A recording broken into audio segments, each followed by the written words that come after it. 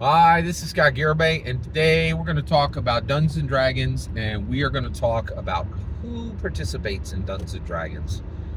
This very distinct group of people, and why Dungeons and Dragons is so important. So, I have 2 degrees. I have a Bachelor's of Art in Political Science from Millerville University, and from the University of Phoenix, I have an MBA. I have a Master's in Business Administration. So I got 2 lambskins, right? And when I went to those schools, it was the people I met that really changed things, right? I met brilliant people who really poured themselves into my life and really taught me a lot. It was professors, it was students, it was the guy who made Strombolis at the Sugar Bowl. It was a lot of people, right? And the thing is, you go to a university, and it's the people you meet that are really the value, right? And of course, the learning you do is important, but the relationships you make are really important. And Dungeons and Dragons is the same thing. So I talk a lot about Dungeons and Dragons, and I'm here telling you every day, Dungeons and Dragons is not a game. It is an identity engine. It is an accomplishment engine. It is a protection engine. It is a way. I live in the key of D&D, period. D&D is way more, it's not a game to me. It has never been a game to me. And actually, I don't think it's a game to anyone. It is my humble opinion, Gary Gygax built it as a human improvement engine and disguised it as a game because he knew, nobody's going to eat broccoli, right? If you need to put that, you need to put a little sliver of broccoli in a lot of chocolate, and that's why he wrapped it the way he did, in my humble opinion. I don't think Dungeons and Dragons was ever a game. I don't think it was a game on day one. I don't think it's a game on day now, and I don't think it'll be a game on day 10,000. Right? Like it's never been a game. It is not a game. It never will be a game, in my humble opinion. Okay, so I think and I really feel like once you become a dungeon master, you literally transform. You become a second path human, right? Like it changes every single thing about you. You will never be chained. You will never be the same. No one who actually interacts with Dungeons and Dragons ever remains unchanged. It is one of the most it is the most powerful secular force on earth. Period. End of sentence. Right? So Scott, back that up. Give me some proof, right? Like give me some evidence. I'll give you the evidence that makes me believe what I just said. Dungeons and Dragons is a filter for the following people. Okay? The only people who play Dungeons and Dragons, the only people who do Dungeons and Dragons, the only people who run Dungeons and Dragons, the dungeon masters, the real dungeon masters, the real dungeon performers are the following. They are scholars, they are wonks, they are geniuses, they are sages, and they are polymaths. That's it. That is it.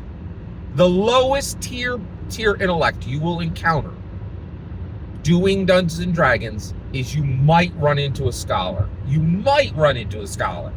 That's the lowest tier intellect, right? Because the ante is 750 pages of reading to start.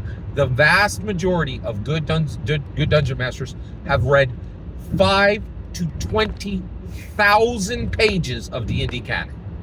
I think I'm up around 20,000 pages, legit, right? So, and that's just D&D canon, right? Like it's incredible, right? I think I did the math. I think there's like 8,000 pages of 5e canon alone. It's incredible, right? All right, let's get all the way there. So the lowest tier intellect you will encounter doing Dungeons and Dragons is a scholar. Wonks. Let's talk about wonks. These are people who have a ridiculous amount of information about a hyper slim, narrow subject, right?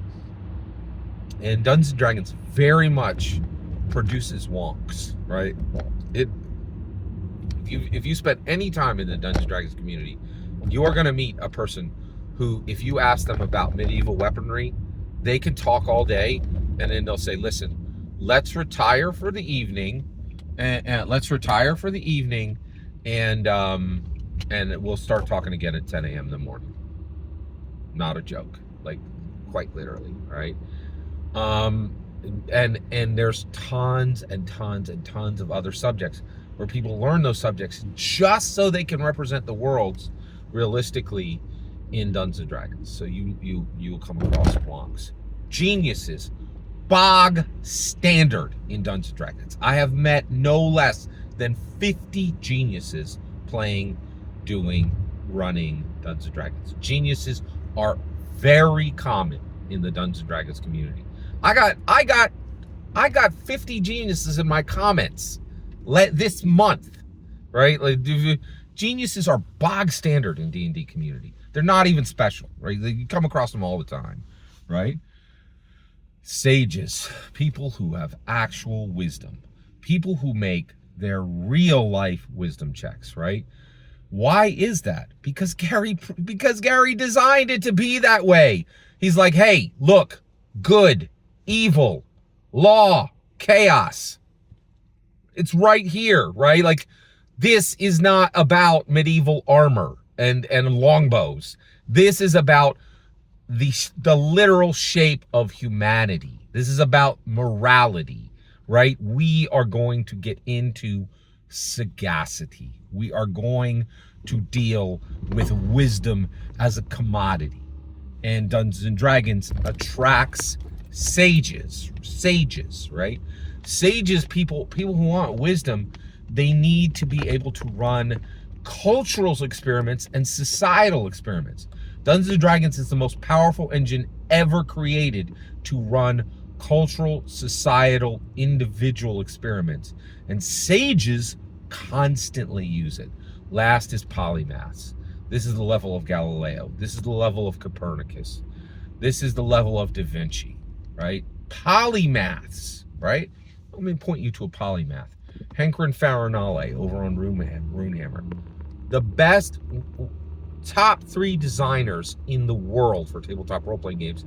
And it's not even what he does best. He actually makes stunning visual art. And he writes fiction, right? He's an incredible human being. He is truly a polymath, right? It is my opinion that Henkerin Farinale is the current Van Gogh of TTRPG design, right? That nobody knows about Henkerin Farinale. He's got a tiny, tiny little sliver of a following. He is the most underrated, most sleeper, all right? Pull the tarp off of that GTO. He is the sleeper. Well, actually, I guess it'd have to be a Pinto. Everybody knows GTOs are fast. He is a Pinto with a 305 in it, right? That dude is the most underrated, misunderstood, TTRPG design genius ever. Polymaths, right? And he loves Dungeons and Dragons, and all of his work is marinated in it, right? And Mackenzie de Armas, right? Like, it is incredible. And Gary, I truly believe Gary was a polymath, right? A polymath. And so this is the point. You connect yourself to Dungeons and Dragons for the people you will meet. And I'm going to be open and honest. I have the worst thing. I really pride myself. I think there's a few things that I do. Yeah, we're going to talk about this a little bit. There's a few things I do spectacularly, right? What are they? Well, I ain't going to tell you, right? And why not, Scott? I recently got this in my comments, and I'll address it now. Somebody said, Scott, you said that Dungeons and Dragons makes you a better person. Well, I've been listening to hundreds, well, probably over 1,000 of your videos, and I'm going to take all the evidence to show that you're a crap person and you're a worse person for playing Dungeons and Dragons, right? And so this person comes out and goes, you're wrong. You're a worse person for playing Dungeons and Dragons. Let me give you your own evidence, right? And he had a great point. He's right. Like, if you look at my videos, you might actually think I'm a worse person because I'm very transparent in my videos. One of the things I talk about is I talk about my constant failure as a player, right? And my constant failure as a friend. I am a terrible friend, and I am a terrible player. I'm a terrible Dungeons and Dragons player, and I am a terrible friend. I've just learned too many lessons in my life to say anything but those truths, right? In my humble opinion, those are truths, right?